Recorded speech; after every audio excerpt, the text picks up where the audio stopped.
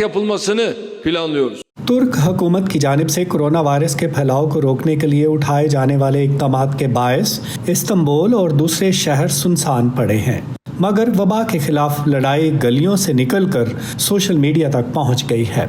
वजारत दाखिला की वेबसाइट पर ताज़ा तरीन हिरासतों की खबर दी गई है। ये हिरासतें सोशल मीडिया पर वबा से मुतालिक सनसनीखेज समझे जाने वाली पोस्ट्स को रोकने के लिए बने कानून की खिलाफ वर्जियों पर की गई हैं।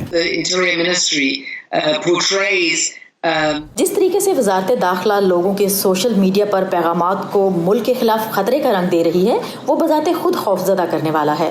ये लोगों के लिए वाज़े पैगाम है कि आप खामोश रहेंगे और हुकूमत पर तनकीद नहीं करेंगे और ना ही वायरस के नताइज के बारे में क़यासाराई करेंगे। सदर रजब तैयब एर्दोगान ने हाल ही में ऐलान किया है कि वो न सिर्फ वबा का खात्मा करेंगे बल्कि बकौल उनके मीडिया और सियासी वायरस को भी ख़त्म करेंगे। कुछ सहाफ़ियों को उनकी रिपोर्टिंग की वजह से मुकदमात का सामना है।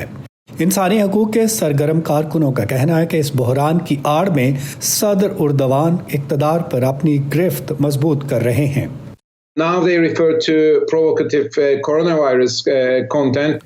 अब वो इसे इश्तियाल अंगेज मवाद करार देते हैं। चंद हफ्ते पहले तक हम दहशतगर्द प्रोपेगेंडा या तुर्क सदर की तौहीन की बात कर रहे थे। ये जराइम तो बदलते रहते हैं, मगर लोगों के खिलाफ तहकीकात और मुकदमात की तादाद बढ़ती रहेगी। इस्तांबुल के मेयर इकराम इमामोग्लू ने हाल ही में कहा है कि हुकूमत उनके और हिज़्ब इख्तिलाफ के कुछ और मेयर्स के खिलाफ तहकीकात कर रही है और उन्हें ओहदों से हटाया जा सकता है। मेयर ने शहरियों में मास्क तकसीम किए और मुतासरीन के लिए एहतियात जमा किए। जवाब में सदर एर्दोगान ने उन पर रियासत के अंदर रियासत कायम करने का इल्ज़ाम लगाया है।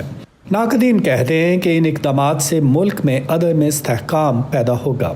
Yes, it will lead to further consolidation of power. We don't know how people. जी हाँ, इससे ताकत पर गिरफ्त मजबूत होगी। हमें मालूम नहीं कि लोग इस बारे में क्या सोचते हैं और कैसा रद्द-ए-अमल दिखाएंगे।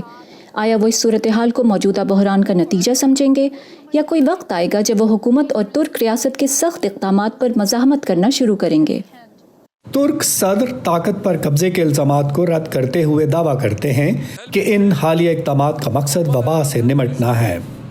अब जबकि इन्फेक्शंस की शरह कम हो रही है, नक्लो हरकत पर पाबंदियां नरम की जा रही हैं, झूठी मालूमात फैलाने और क़यास आराइयाँ करने वालों के लिए नई सज़ाएं मुतारफ़ कराई गई हैं, जिनकी वजह से तुर्की की करेंसी गैर मुस्तहकम हो सकती है और वबा के दौरान लीरा की कदर में रिकॉर्ड कमी आई है।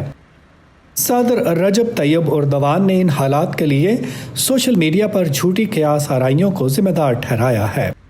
डोरियन जॉन्स के साथ नदीम याकूब, वॉइस ऑफ अमेरिका।